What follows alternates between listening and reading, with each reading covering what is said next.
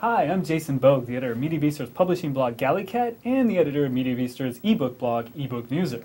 I'm here today with Andy Hunter, the co-founder and editor of Electric Literature, and one of our guests at the upcoming December 15th eBook Summit. Andy will be joined by great writers like Douglas Rushkoff, Ken Aletta, and publishers that include Open Road, Mischief and Mayhem, and even Macmillan. So we'll have a range of publishers, literary journal founders to experiment with. So Andy, welcome. Thank you, Jason.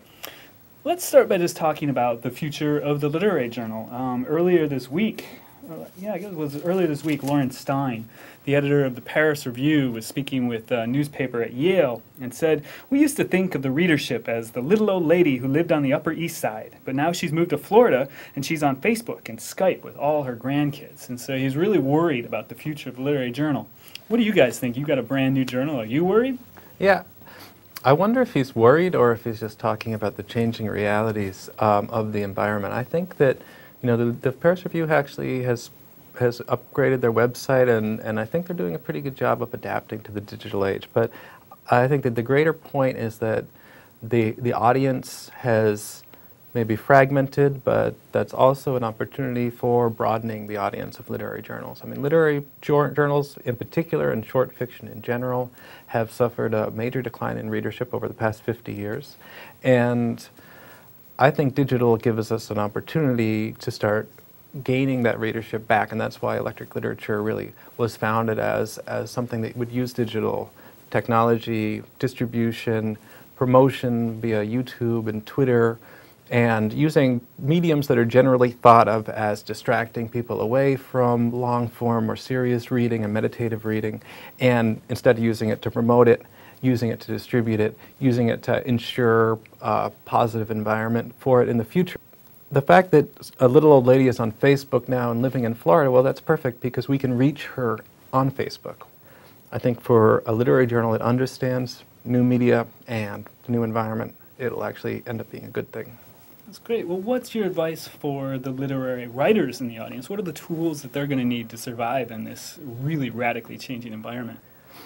I'm not sure if this is my advice, but the advice that I've heard from agents and others is that build a platform, some kind of presence online, so that when your book comes out, or when you're trying to be shopping it around to agents or trying to get published by literary journals, that you have some connections and that you have a readership already.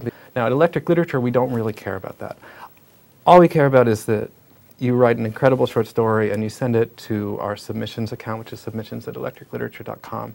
We're not looking for writers with platforms. We publish great authors alongside unknown authors. My advice to a young writer would be write a great short story or write a great novel. And then finally, you're part of a conversation now. I mean, online, there's a whole new conversation between literary journals. What are the places that you recommend these aspiring writers read, besides Electric Literature, to get used to this environment?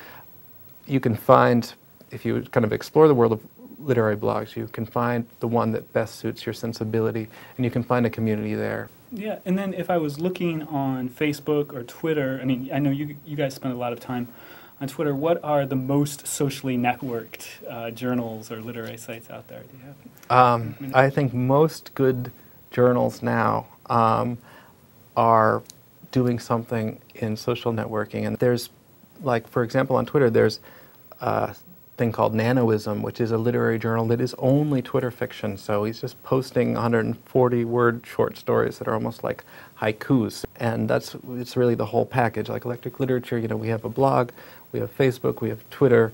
We use them all to cross-promote and to expose different projects. And if you use them well, you understand what they should be used for.